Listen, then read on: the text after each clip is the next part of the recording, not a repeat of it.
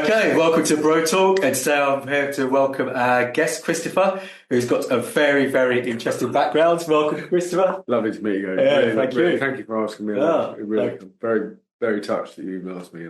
No problem at all. You're clearly a fit man because you'll play paddle after this. I'm fitter than I was. Okay. I've been a lot fitter than this, but that's part of the journey that I've gone through over the last 18, 20 months. So but I'm playing paddle after this twice a week with the boys and reconnecting. Good. So we established almost 2 weeks ago when we first connected that we've got a shared South London background. Streatham. Yes. Streatham Balham. I mean, it was, 2005 was when I left there, but I was there for 6 years in 2005. And then what happened to me at that point with I had a manic episode, and that pulled me out of there and brought me down to Mallorca. So the whole journey is kind of done like a bookend. Wow. I wasn't expecting it. It wasn't a chapter I wanted to write either way, but there's always, they say things happen for a reason. So, admittedly you only see that in hindsight, but we'll see what comes next. So you were running a pub out my wife and I used to frequent. Oh, that's absolutely right. It was the Bedford at Balham. I sold my apartment in London to buy the Bedford. Wow. So talk about putting my neck. Was that a spur of the moment? Was it planned? Looking back on it, probably it was a spur of the moment. It was also a lot of naivety. It was a lot of ambition. It was a lot of there was maybe I hadn't looked at the two sides of the scale. But one thing I'm very proud of is it was a place that changed a lot of things. It changed a lot of things about the pub industry. It changed a lot of things about people, and this was all down to the people working with me. Right, amazing people. And the Bedford went to a dark old boozer on the corner of Balham High Street, covered in train soot and all this kind of stuff. Yeah. To one of the most celebrated and prestigious pubs, and had a global reputation. Good period of your life? Yes, it was. It was an extraordinary period of my life. I got back into music and arts venues, and what I realised, and it's always the same thing, what you realise that I'd learned and what I'd missed and all the mistakes I made became more apparent after the equation. But in terms of what she was and what the Bedford is and still is and what she was and the people there, I don't think I made a mistake on one side. I took on I hate the word devious. I took on a business partner who took advantage of my mental health. Okay. And that not only it's ungreat. I mean, I had an episode, and he basically used that episode to manipulate my partnership with him, and I lost everything overnight. Okay. And that actually put me not only in the hospital but also out on the streets.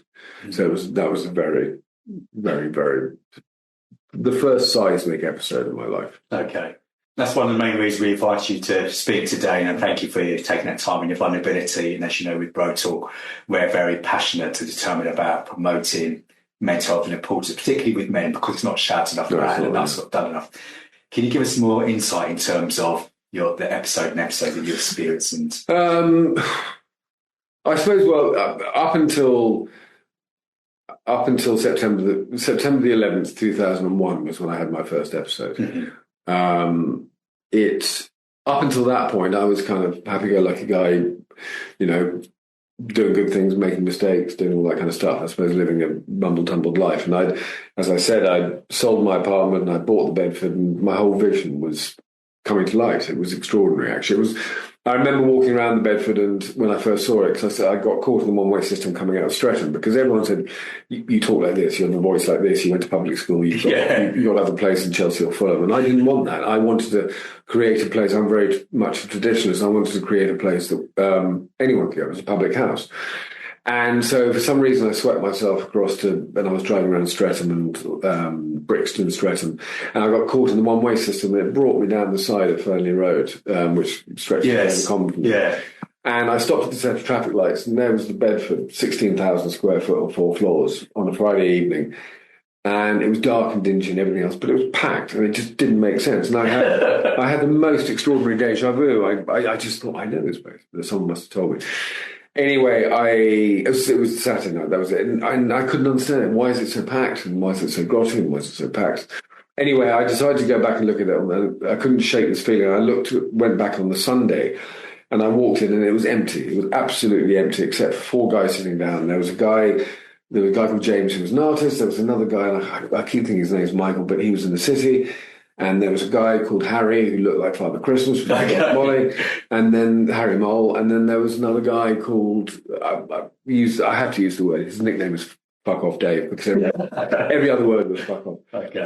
But they were just nattering. And then there was this wonderfully bubbly lady behind the bar, and that was it. So suddenly it had gone from hundreds of people. And anyway, I walked up to the bar, and I tried to kind of shake down the fact that I wasn't looking. I was just popping in, and so I kind of made up some rubbish about the fact that I wanted to go and have a look around the pub. Yeah. Because I was thinking of doing a party or something like that. And this woman just looked at me and said, "Only if you want to buy it." And I looked at her and said, "Excuse me." She said, "You're not here to do a party." And I said, "It's all right, true." Yeah. And I said, "Is it for sale?" And she said, "Yes." So I went back in on the Monday, I was shown around, I made an offer on the Tuesday, and it was accepted a week later. And the 2nd of August, 1999, went in, and it was amazing. We never shut the pub. It traded every single day, even when it was having asbestos. One, I couldn't afford it because cash flow was king. Yeah. And I didn't have the backing investment. The banks kept saying to me, no, we can't give you the money. So I literally had to do it out of the business's pocket, in a sense. And that applied a colossal strain right from the beginning. So the financial strain on me was enormous, absolutely enormous. And I had a business partner at the time, Johnny Clemens, and that put a strain on our relationship. And I ended up not long after, probably about 7 or 8 months afterwards, it was just agreed that we were going in different directions. And he went off and became very successful up in Scotland. A brilliant man. And I have, there's no ill feeling, never was an ill feeling. It was just, putting people together is one of the most challenging things, especially when you don't know each other that well. And so I carried on, and it was just this constant thing. So meanwhile, financially, it was always, it was a big investment. It was like £800,000 to refurb the place. Back then as well. Back then, back then, exactly. So, I know when they did the recent one, it was millions. But so I had to hang on to that, and at the same time also keep the buzz and the life, because everything was word of mouth. And so on one level, it just went through the ceiling, and financially it kind of kept going on that way. And I think it was, even then, I think it's a very lonely place to be, where you don't want to show any weakness. You don't want to show, I can do this, it's no problem at all. I had amazing people around me. And I mean, tolerance, they put the capitals into every single letter. Because I wasn't easy, because on another side, I was probably starting to fight with this condition within the inside of me. And so I'd have mood swings. Now, could they be determined towards a condition, or are they determined towards the fact that you've got £500,000 overdraft, you've got to do this, you've got to do that? And what's my solution? I'll go and buy another pub. And the second pub was down in Bristol, so not only did I buy another pub, I bought 120 miles worth, and that was all based on ego. And it was done that, and then I bought another pub near the Bedford and Clapham Common, and so I was stretching myself to such a limit. And at the same time, I would I was hiding. I was hiding in the reality of really what was going on, and not hiding away from my responsibility or what I needed to do. I was to manage my mind and my physical state at that time was incredibly challenging. And I didn't really drink. I took drugs. I did take drugs. And the trouble with those kind of things, then that suddenly becomes the defining factor. Forget what's going on at the moment. If you take drugs, that's it. It suddenly becomes the cap holder. Yeah. And so I suppose it just time built up. I absolutely loved it. There's still, to this day, I think of it, and it was just one of the most remarkable times of my life, and it really changed so much for so many people, and not just the community. For me, it was about a community business. Okay. There was about 27, 28 businesses within it. So when I walked in, it was, as you said, it was the comedy, and it was the quiz night, and I think it was line dancing on a Monday night, and that was it. And later on, it was literally everything you could wish for. You know, I mean, the music was incredibly important. I could see the vision when I walked around the pub. It was the first time when I saw it. I walked around, I could see the people dancing, I could see the musicians, and everything about the Bedford was about supporting people within the arts. Everything had to be live. It was all about, for me at that time, obviously, Facebook and Instagram and all that stuff didn't exist, really. It didn't exist at that time. So for me, it was all about the spoken word. It was all about, the staff were incredible, the manager's incredible, all the team were incredible, because that's what was it's wrong to say the same point, but that's what was the real soul of the pub.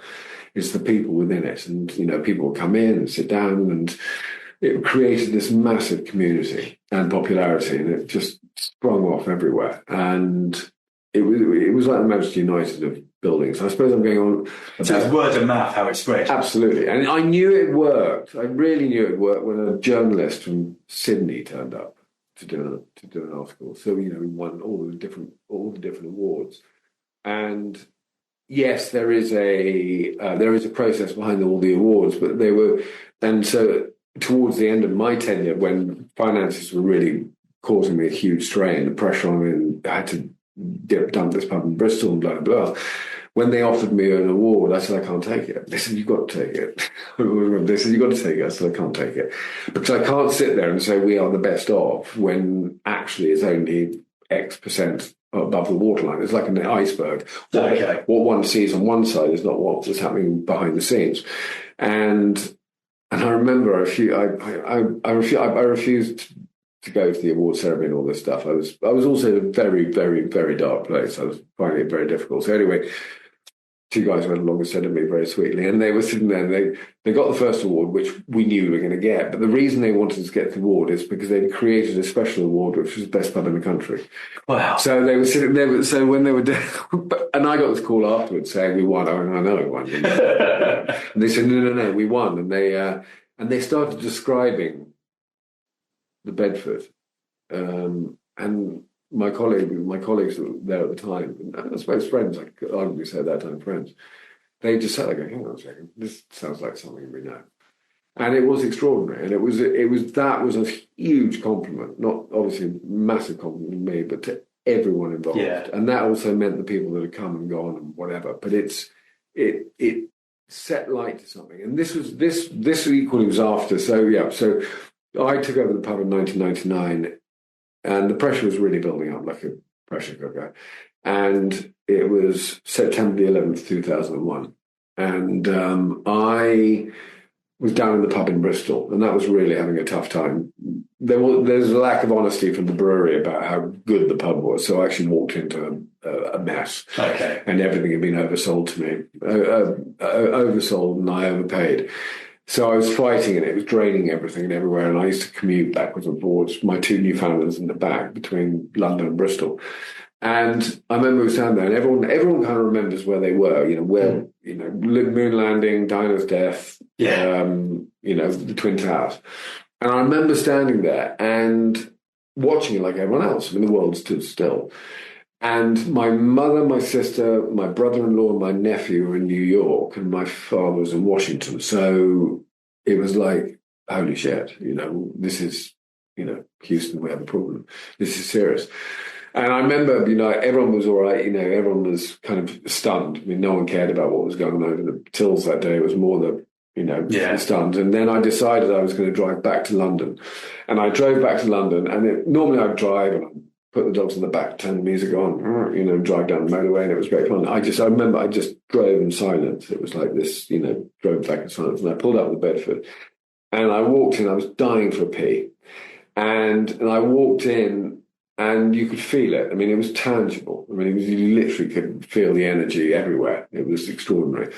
And I went to the loo, because time for pee, left the dogs outside with the boots open, just ran in. And I'm going to say it, there was this postcard that caught my eye, and it was a postcard in a marketing postcard rack. We didn't normally do it, but we did our own. We had so many, but I've been away for a bit, so this one that caught his eye. And it was a drawing of a plane going across the New York skyline, going into two things which were where the Twin Towers used to be, and this massive sun behind it. And it was designed 8 months beforehand. but it triggered something in me. It was like I went down a rabbit hole, which I was neither looking for or anticipating at all. Yeah. And that was when I started to develop this higher side of mania. And it really shocked a lot of people. They could deal with, Chris was eccentric, Chris was this, Chris had a lot of energy and all that kind of stuff. This was a different ballgame. I was starting to talk and think right out of the box. I was talking about numerology, I was talking about all the esoterics, I was talking about timelines, this and that and everything else. And it started to shake the foundations. And I ended up running away. I ended up kind of having to hide because they wanted to do an intervention. And I ran all the way up Balham Common. I ran all the way back down to Balham Common. And I was kind of almost hiding out in the bushes. And I ended up jumping in my car and driving up to a girlfriend's house up in where is it? Just outside Stoke. And I was there, and her parents were absolutely lovely. And I remember walking in the door, and her father was standing there, and he just looked at me and he was not what I would call the most tactile person, but he just opened his arms and hugged me. And he said, "You can stay. You just need some rest and stay." But unbeknown to me, the machine was working behind the scenes. And the next day, I think it was the next day or the day after, the doctor turned up. Someone from social services turned up, and a kind of, I suppose, security. Right away. And they interviewed me, and that took me by surprise because, how did they suddenly find out where I was? But as I said, people have been in contact with my parents and everything else because, the one thing we tend to forget sometimes is what affects the family, friends, everyone else on the outside. Because when you're in that storm, that's the only thing that you can hold on to. And they interviewed me, and they kind of looked at me and said, well, we did this interview in the kitchen. And I remember the person did, I think it was the doctor who did, the psychiatrist did the interview. I was chatting away, but I was able to compress and suppress the manic. I kind of was still able to hang on to a huge part of reality. So in a way, the interview was elevated, but it wasn't manic. And I remember the psychiatrist turning around to this wonderful man, John Prendergast, saying, is what he's saying is true? Because everything I was saying was true. I was just not necessarily, do you hear voices? Well, I didn't hear voices. I just heard my intuition. I mean, I didn't step into those potholes. Okay. They were asking me. And I remember him turning around to John and saying, so is what he's saying true? And John looked at him and said, look, Chris, and I say this modestly because it was for me. He said, Chris is one of the brightest people I know. And and then they turned around to me. They said, it was kind of like the judges from X Factor now. They then went outside and they kind of went into another room. And then they came back and said, look, we don't think there's any point, there's no need to take you in, have you sectioned. And I didn't really know what that was at that time. You just need a good rest. And I remember they left and I just burst out crying. John was so sweet. He had the kind of certificate saying this is a get out of jail free card. But I at that point, I wasn't dealing with the condition. Okay. I had got out of jail free, but I hadn't been signed off as bipolar. And it wasn't till, and then I stayed up there for a while. And even the staff said, look, you've got to get well. You can't come back. And that was like a red rag to a bull. I said, you can't stop me coming back to my own pub. So I used to drive down from Stoke. And you're talking about the street angels. I used to drive down from Stoke like 11 or 12 o'clock at night, arrive at the Bedford, walk around the building, at 2 or 3 o'clock in the morning. So if anyone thinks it's all ghosts, it was me. And then I'd leave, but no one was going to stop me, going to, I had to. It was something I felt totally pulled away. It was something that I'd put so much into. Yeah. So then I did go back and kind of made a very public apology to everyone, all my staff, and it was a big crew. And we carried on. And then it was when the next episode hit, that's when I got sectioned, and it was much more specific to bipolar 1. So this would have been about 2002. Yeah, 2002. And I think I never fully accepted it. I don't think I fully... Did I fully realise it? I don't think I really fully accept it or respect it. I think that's the difficulty. So I kind of had these waves that went on, and then ultimately there was the kind of final straw was January 2005, and at that point my business partner kind of orchestrated an intervention, but at the same time orchestrated the ability to eradicate me from the business and for him to take it away from me, and basically saying that any agreement I had with him was a figment of my imagination. So, yeah, I mean, I probably got sectioned in that second half probably 3 times. I think I went in once, which was, my parents' cost. And, it was terrifying for them. And then I came out of that, went back, and then I didn't look after myself enough. I think it's time to be honest. I didn't maintain the medication schedule that I should have done. It was always kind of like, I'm feeling better, these things make me feel sick or whatever. And then I went the second time, which I escaped from, and then the third time, I can't think what the third time was. Anyway, third time was really the kind of flatline, enough was enough. Chris, there's a question here. Sorry, I'm just no, it's fine. Gobbling away. During this time where you've got great self-awareness, obviously there's now reflection, but during that time where you think, and no, I'm not in a great place, or this is not sustainable, was there a person or a place that you shared your inner thoughts with that you probably did share with your crew? I think when it surfaced and I went into the Mania side, and as I said, I was, conspiracy theories, numerology, everything, all these subjects which I had absolutely no draw to or affiliation to at all.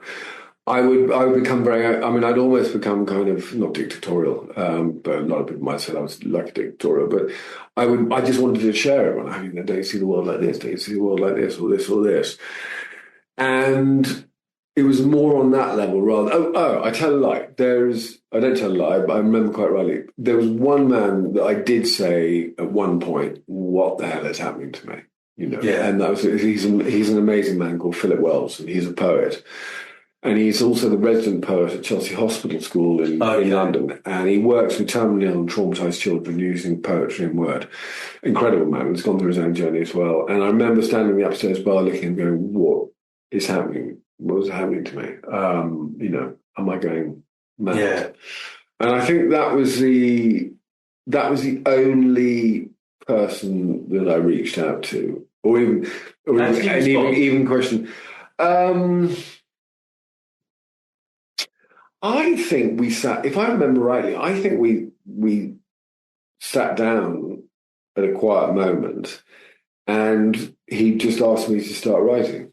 And that's when I think I knew that I could start writing, but something to kind of bring the expression out. And I think we started writing, he started writing poetry. And when I write poetry, it comes out like I'm talking like this. It just comes out. And if I look back at the poems I've written, there isn't a correction or anything else like that. It literally comes out in and out of me.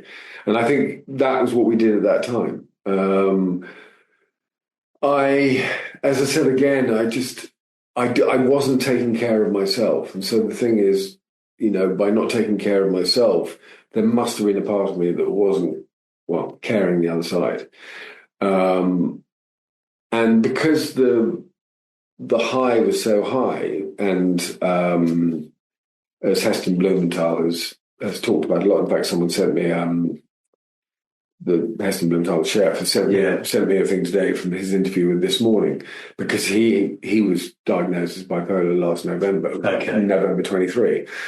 The same time I was in the section here, and he's talking about it, and he's talking about, when you're in that high, and he's quite right, you feel like Superman. It's like everything makes sense. You've got ideas streaming, you're doing this, it's, your sleep pattern anyway is out of sync anyway, but you've got this unbridled energy.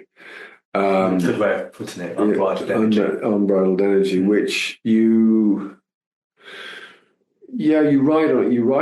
It's bareback. It's you definitely ride on it. It's bareback. So for anyone else to come in and take that away from you, or kind of say, "Hey, hang on a second," it's like what do you mean? It's like, he calls it like, a toy you've been taken away from an impetuous child. That's definitely the other side of the coin. You do almost defend it with venom.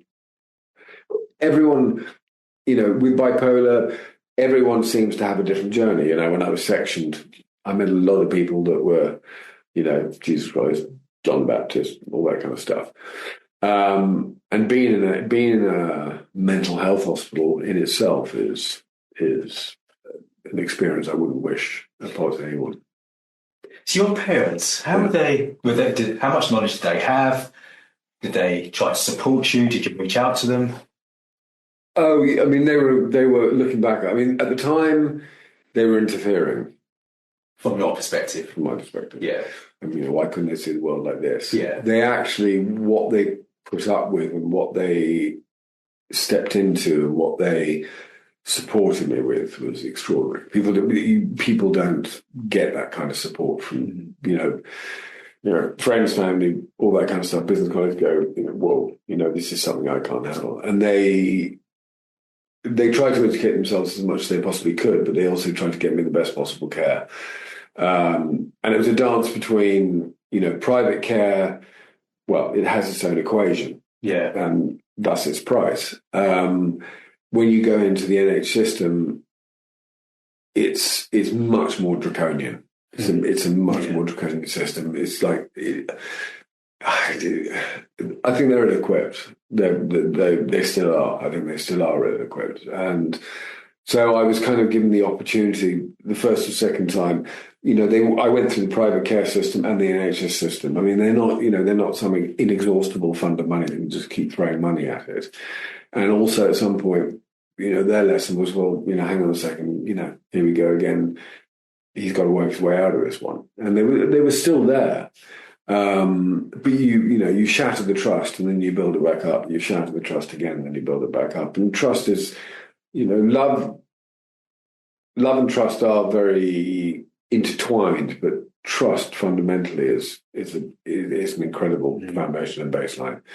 You can still love someone. It's like, that's Chris, or but trust is a very thing because it presents so much. I think it brings so much of the other person into the equation, and some people just it's like my staff. They turn around and say, great, but no cigar. Basically they said if you come back while you're still unwell, we're walking out. And I went, okay, I'll do it myself.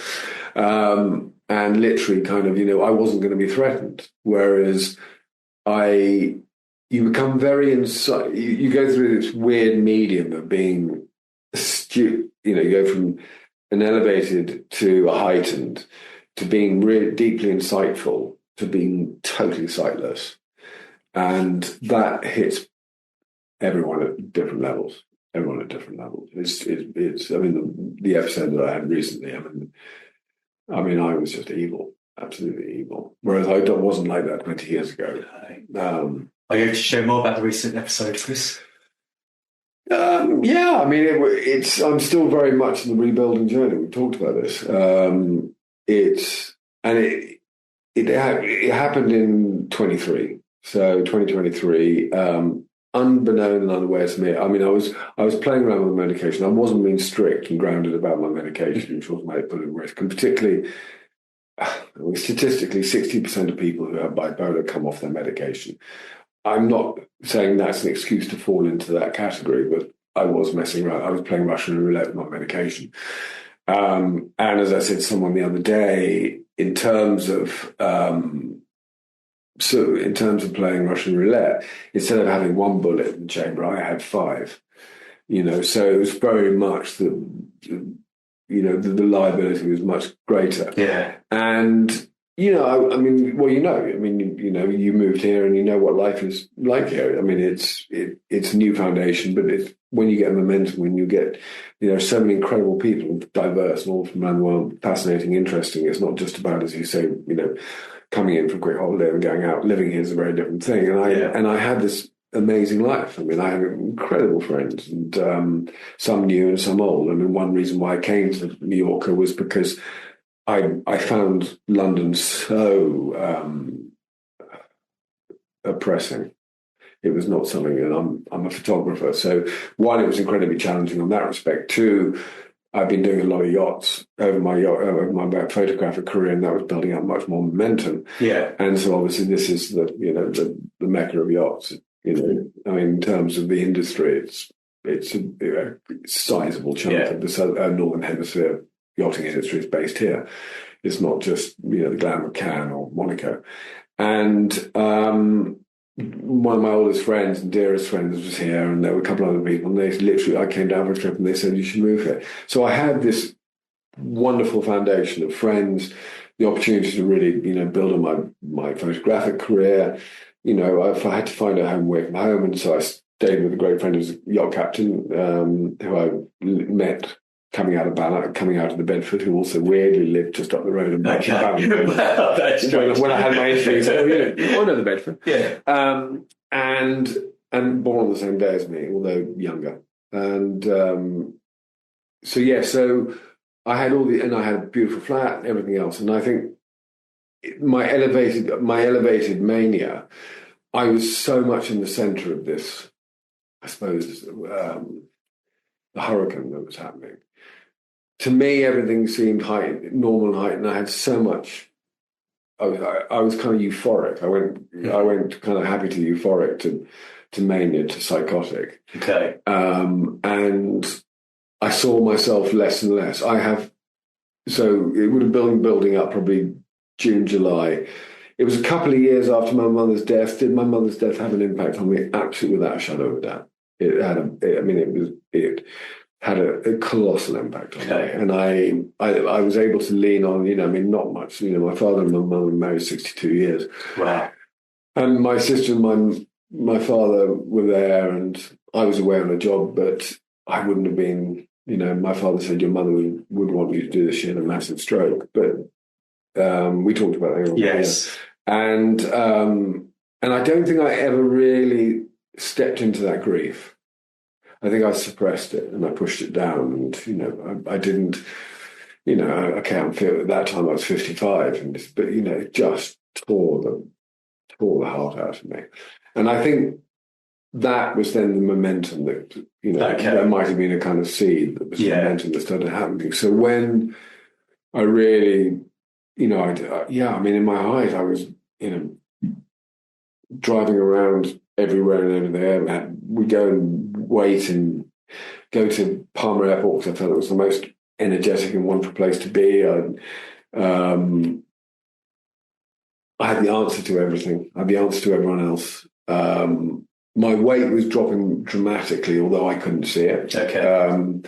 It wasn't, a lot of people question the drugs because I was smoking marijuana, but people said, you must be on coke or something's wrong. No, you weren't. I mean, psychosis is a drug in itself. Yeah. I mean, it's, I couldn't self-medicate myself with marijuana because I just would just keep going up, although I was.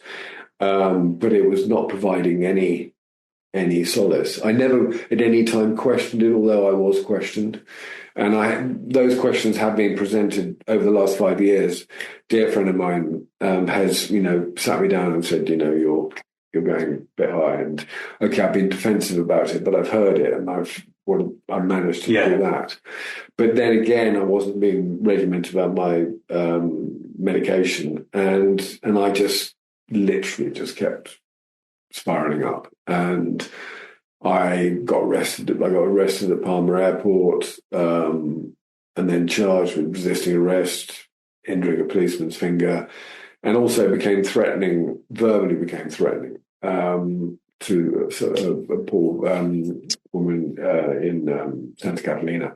But again, these were things that I was not recognizing at all. I have very little memory of all that period. That's what's so terrifying. The disassociation of my mind. Yeah. Which now,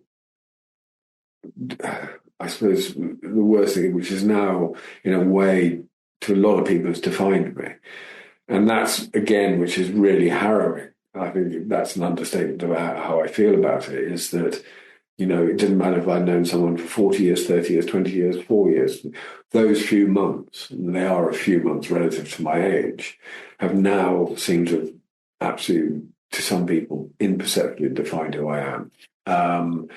And so many people tried so many things. They tried to get police intervention. They tried to do this. They called the British consulate. No one could do anything. I was like this radioactive soap bar, and no one could catch me. And they all decided that the best thing to happen was I had to run its course. And they were fearful that I was going to kill someone. They were fearful I was going to kill myself. And I'm not saying, kill someone as in, I'm talking about, driving around in my car, just no boundaries at all. And so I went through that, and I ended up with a restraining order against me, and they kind of froze my driving license and da-da-da. So I suddenly couldn't even go back to my own apartment. So I kind of went there, gathered some stuff, chucked it all in the car, and escaped to Ibiza. And I was there for a couple of weeks, staying in a friend's house. And I started staying in a friend's house, but then it was my mania was too high, and he was going through his own trials and tribulations. Okay. And I rented an apartment, and then it was after, and I borrowed his dog. Beautiful dog, beautiful husky wolf called Kaya. So, but in a funny way, she kept me around. But then, all these things were absurd. I mean, they're utterly absurd. I mean, someone filmed me dancing at the airport, Palmer dancing around my car, and that got 250,000 likes on TikTok. Subtlety was not an equation. Yeah, subtlety was not an equation. And and then the police. They finally, behind the scenes, they got the police to come to where I was in Ibiza, and the doorbell rang. I looked through the spying eye of the apartment door, and there was 2 policemen, 2 doctors, someone else, and the receptionist. And there was something at that point in me that just went, okay, I'm done here. There's no. She conceded. Yeah, I think there was something inside me that just conceded. Yeah, and I was taken, and I was taken to a hospital in Ibiza, and I mean they signed me in, and I was there for 5 weeks, right. Which was awful. Not speaking Spanish, they only speak Spanish. Not speaking Spanish, no therapeutic care. It was just medication, breakfast, lunch, and dinner. And my weight dropped anyway, so that's what I'm saying. My weight dropped, not because I wasn't eating, it was because my metabolism was going at 1,000 miles an hour, literally 1,000 miles an hour. My metabolism wouldn't keep up with it. So I lost so much weight, which again I thought was impressive. I looked in the mirror, it's amazing. Yeah. But actually I was deeply ill. So your mum had passed. Mum passed, yeah. Your relationship with your dad, was he still in contact? My relationship with my dad, my relationship with my dad was very good up until that point. But when I became manic and then psychotic, he became the absolute focus of my vial. He became, my absolute nemesis. And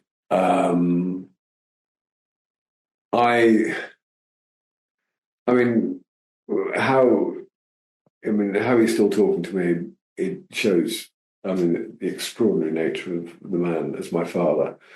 He's obviously done some irreparable damage to it. He became the target for everything. But then he became the target for everything, then everything became the target for everything. I was thinking about it the other day. There's, we talk about people saying they live their life, and they live. And I thought, well, it's such a fractional change. If you take the word live and you just shift those letters around a bit, you've got a veil. And then if you shift them around again, you've got a vial. And if you shift them around again, you've got evil. And it's such a fine line between all those different things. And I kind of went through that escalation. I was living what I believe was my best life. And as Denzel Washington said to Will Smith after he slapped Chris Rock, he said, when you're at your highest, that's when the devil will come. Yeah. I didn't respect both the luck and the love that I had, because if I had, I would have looked after my medication, preserved that. When you think, 1,800 milligrams of lithium I wouldn't have met you.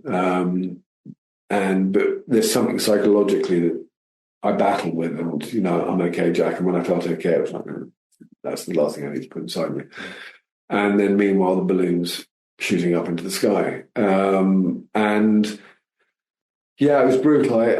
Basically, the people that I became most venomous towards were the people that, one, were my dearest and people I love the most, and also were the people trying to help me the most. Yeah. And no one was left untouched. I mean, it didn't matter if it was a family, it didn't matter if it was friends, it didn't matter if it was work colleagues, it didn't matter.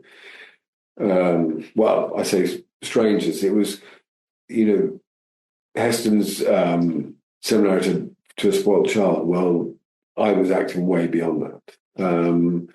And I was, as my dear friend Hamish said, who never let go of the balloon. He didn't matter what I threw at him. He never. I mean, I think I'd be a name on a tombstone if it wasn't for him. Okay. And he wasn't going to let go. There's something inside him that wasn't going to let go. And unconditional love is beyond measure. Unconditional love is beyond measure. And, not only was he living his life and doing what he had to do in his life to be best, but he was also having to deal with mine tearing apart around it. And, remarkable. he's a man from, he's a heaven on earth. And there were very few people, because everyone, we had to step back, we can't do it. And I kind of weaponized my phone. So I was sending manic messages. Right, I'll send it to that person. Oh, no, I'll copy it to those 30 people. And, it's kind of, it couldn't have been more public. Obviously, you've had much time to think, reflect, play with the story, go there and back again. What were you really searching for? What was the need for Chris back then? God, that's a clever question. That is a hell of a question. Don't want to stop me dead at the traffic lights. I think there was a huge, and maybe still is, a huge amount of suppressed insecurity. It was almost like I was both overzealous and over extreme in the fact that I wanted to demonstrate a perfect life. You're surrounded by people who are hugely successful doing this, doing that. They've been doing it a long period of time.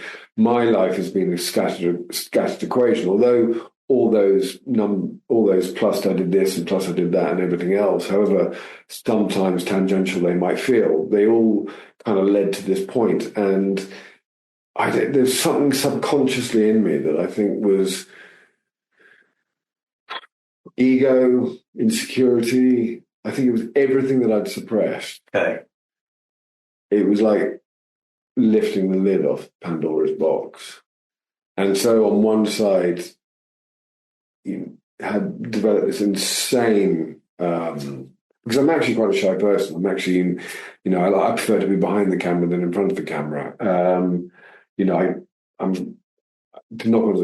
to go around kind of hard selling and all that stuff, I'm very bad at it. It's kind of like word of mouth. So I was doing everything that was directly the opposite. I couldn't have, promoted myself worst. Okay. And people were just, literally, it was like, the tornado warning, people were closing the doors and going down to the cellar all like this again. And so, going down the cellar before the storm was about to come through. And this tornado and this typhoon of me was just sweeping through. And it, as I said, I can't remember a colossal amount. I always used to say, up until this point, I say, well, being bipolar, one of the curses is that you wake up the next morning, when you come back to stability, you remember what happened. And up until this point, there is so much. I have no recollection of it at all. Absolutely no recollection at all. I'd see people after the journey, and when I came back to New York, and I'd bump into them. I've done it very organically because it's the shame, the pain, the fear, the hurt. I'm at the kind of lower vibrational level of the scale. It's so intense, and so I'd see someone, they say, do you remember when I last saw you? I said, yeah, I saw you there. Oh, no, you saw me there. And it's like, holy crap. And I have absolutely no recollection of it whatsoever. And the landscape is very different. It's very, very, very different. So I don't, as I said, I don't think I made a very poor choice, which is probably an understatement. And I didn't respect the value of what I had. I think I got into such a kind of, well, this is an incredible normal life, that something came tearing through to say, okay, this is now, okay, it's a wake-up call. This is not, you're missing a very big thing here. Really appreciate your honesty and openness, Chris. And see, we spoke previously, but hearing more on it today. And what's coming to me, and maybe true or not, is someone needed something to prove. Who to and why, I do not know. But when you spoke earlier about, buying the Bedford Arms, having another pub, in Bristol, is that correct? Yeah, absolutely. I think you're it's right. like, what's this drive? What is it? And I just felt like, who are you proving yourself to? To my father. I sense that. I think he's the ambition and the casualty. I spoke to him. We had a FaceTime yesterday, and I put the phone down afterwards, and yes, it's a very different conversation. I have to be very acutely aware of and sensitive about it and humble about it and respect it deeply, because, a year and a bit ago, in January, after I came out of hospital on the 1st of January, I was, there was never going to be any contact with my father ever again, never going to be speaking, never going to see each other, never, never, never. And whatever he found within himself, because in my delusion, the things that I said and I did were so evil, so vile, and without any foundation. There were, someone said to me, the trouble is you were so articulate. And so, and... Is that your weapon, your mouth, one of your weapons? Yeah. Yeah, it has been, and it clearly has been. But it's not. But I'm not even. Why am I wielding that weapon? And that's the bit that's why your question was so astute. I've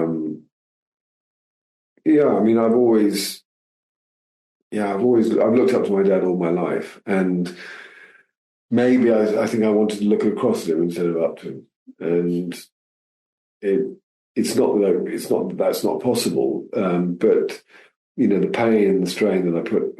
Thank God my mother wasn't alive, although I'm sure she's watching over constantly. But it was something that no son should ever say or act towards their father. And it's very difficult. Saying I'm unwell isn't an excuse. It was my responsibility to take my medication. And, a lot of people, that's where the line has been, becoming ill and what happened when I'm ill is one thing. But the fact that my responsibility was to take my medication and to do that. And that's the bit which I think that's a lot of people is the most challenging, because, you just have to do that. And I thought about it the other day, it's, one, as I say, there's a statistic that 60% do. Two, once you're feeling one thing and all that kind of stuff, life goes slightly to the wayside. Even people who are normal, they start doing other things and whatever. But my thought was I'm making an excuse. Look, Steve Jobs had cancer. Someone said to me, well, if you had cancer, you'd have chemotherapy, we'd send you flowers to say hello. But, mental health is something that people find acutely difficult to deal with. Yeah, very much so. And they likened, but your medication, and I only thought about it the other day, and it's not again an excuse, but it's what happens when someone's got cancer and they say, well, I'm not going to take chemotherapy, I'm going to have the holistic route, like Steve Jobs, and it didn't work. Well, is it therefore his fault?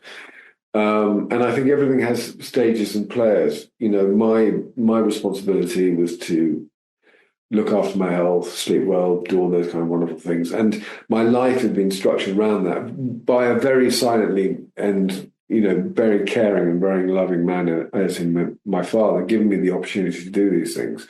Him also knowing that at the age of 50, 55, I shouldn't, whereas other people are looking at retiring, I'm just starting another career.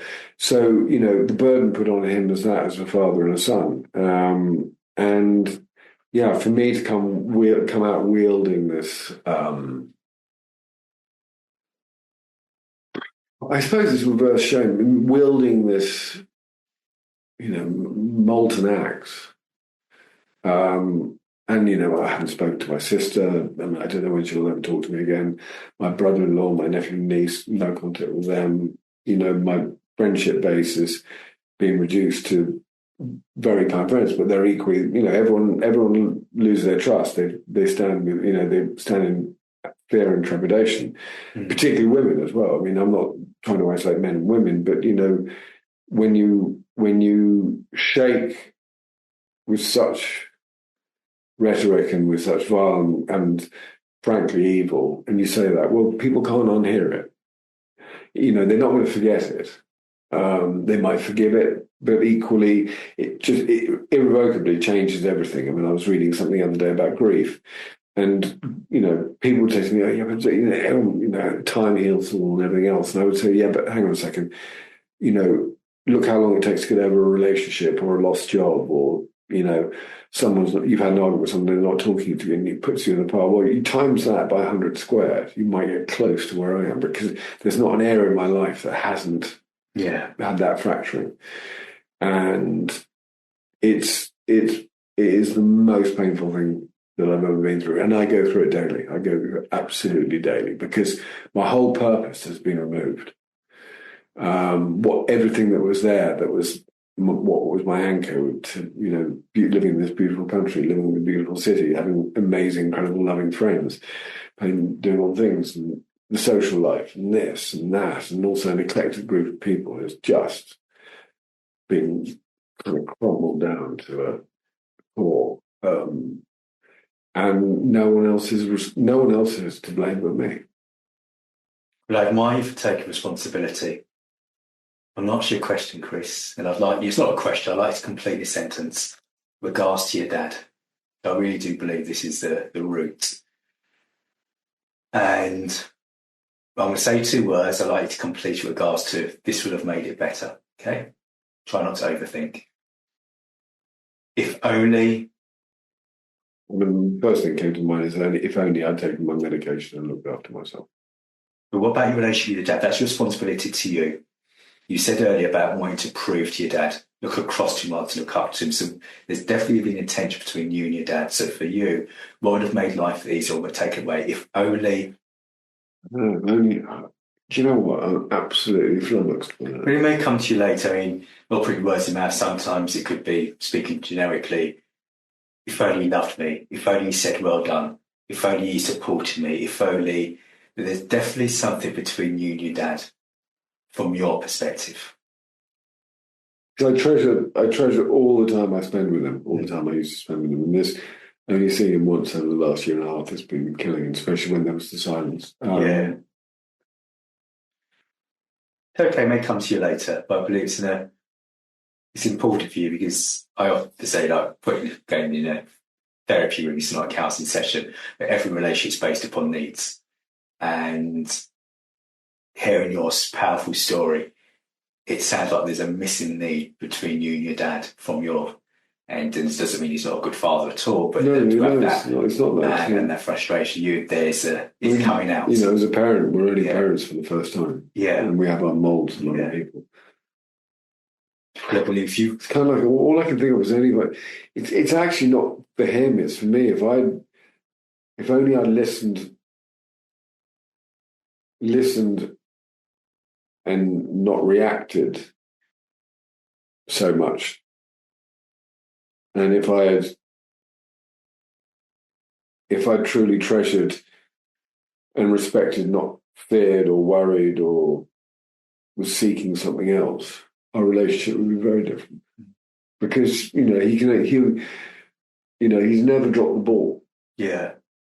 And, he definitely placed it on the ground last January, but then, we moved back into a path. But he said, he said, you got to do it on your own, but and I was pleading for help. And, he said, as you pleaded, I'm here as your father, but it wasn't, and that was a really... Sounds like an amazing man. Yeah, he is. He really is. He truly is, actually.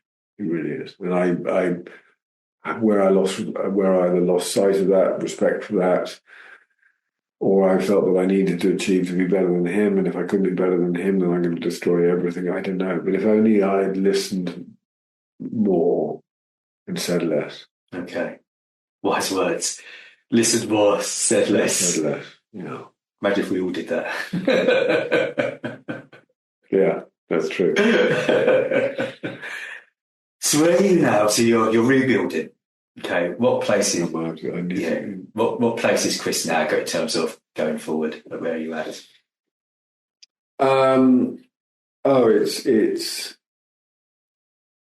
It's brutal. I'm having to rebuild my life. I've now kind of put a support structure around me. I went into rehab in England, not really necessarily. It wasn't about taking drugs, it was the front runner. It was why I wasn't taking my medication more. Where was that mindset? I felt it was important to come back here to face up to my consequences and to face life like that. And people have been amazing. I mean, obviously, there's not the big wide open doors and did it on the fanfare is back. And I have to also respect the silence. But I just felt that it was important to come back here. I mean, I love New York. It's my home. The future is uncertain. But I just felt at least this year was to come back and get emotionally and physically fit as possible. Because when our energy changes, the energy of other people changes. And I can't do that from, London's.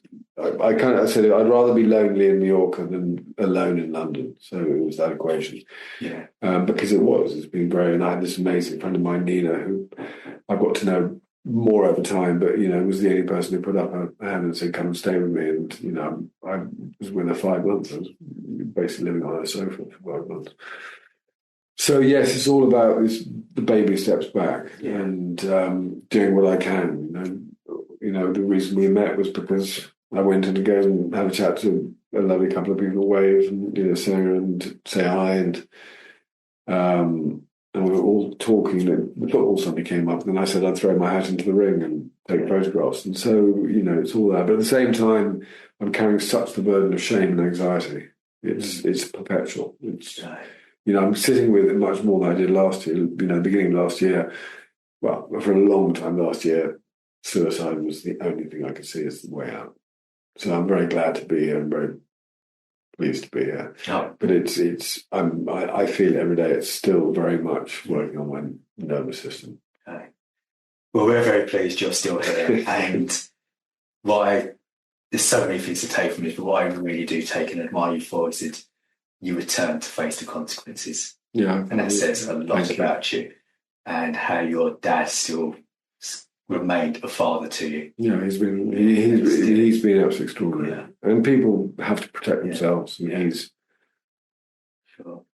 Well, thanks so much, Chris. I hope and I pray that with your family relationship, slowly and surely, they'll reconnect, rebuild. Thank you, mate. And the fact that you haven't shied away, you have chose to live. It's a choice. Yeah. And you have chosen to live. Yeah. You've chosen to face your consequences and to rebuild and to talk about it. And there's so many other Christophers out there who need to hear this story for encouragement, for strength, and think, okay, I'm not alone, because we don't plan to be in these dark places, but we often get there. Thanks so much for sharing the story. Thank you very much indeed. I really appreciate it. Thank you.